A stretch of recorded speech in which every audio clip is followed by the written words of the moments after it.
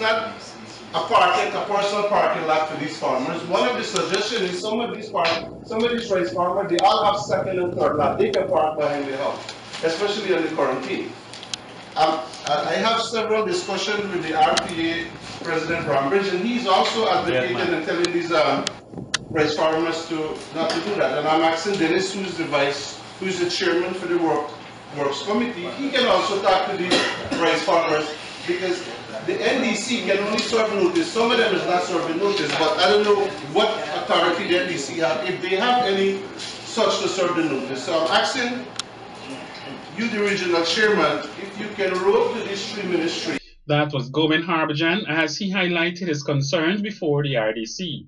He pointed out that parking on the road shoulders with heavy-duty agricultural machinery has become a norm. The Corentyne Highway, Harbajan added, has also become the resting place for old minibuses and cars. If these trucks or old equipments are not on the road, I'm sure the driver would end up in the trench or something, and minor injury may be serious, but not death. Imagine slamming into one of these parked vehicles. You're looking to die right away, especially the old combine on the road. To this end, he called on the three ministries to look into the practice with some urgency. Late last year, a family on their way home from the Chedi Jagan International Airport swerved from an animal on the Corentyne Highway and slammed into a parked old truck. 2 persons died on that occasion. In another incident, a lorry driver lost his life after the canter he was driving swerved from a pig and ended up hitting a parked truck on the road shoulder. Over the Christmas holiday, a young man died after slamming into a refrigerator which was on the Corentyne roadway. Meanwhile, Chairman David Armagon argued that the issue has other sides which also have to be looked at. You have to take remedial and corrective action, which might impact negatively on the farming community. That's the only problem. The job of removing parked vehicles on the road shoulders is a job of the Ministry of Public Infrastructure.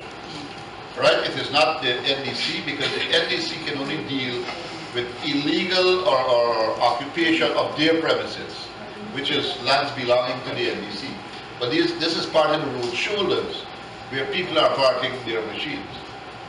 You see, one of the things too that we got to recognize, I've spoken to farmers too on many occasions, and what they say to me, unless they park it where they can see it, they're the peril of thieves and vagabonds and people who would go there and lose out the alternators and the starters and all these kinds. So the story would have two sides. This particular accident was caused because of the strays on the street too. So you got to look at both sides of the kind. Whilst we speaking about the vehicles parked on the road shoulders, the police should try to get the stray cat. So we got to make sure that everything work together, or else we cannot get the results. Whilst we looking at the vehicles, we got to look at the people to ensure that we take the animal at the main road, not the internal roads, the main roads.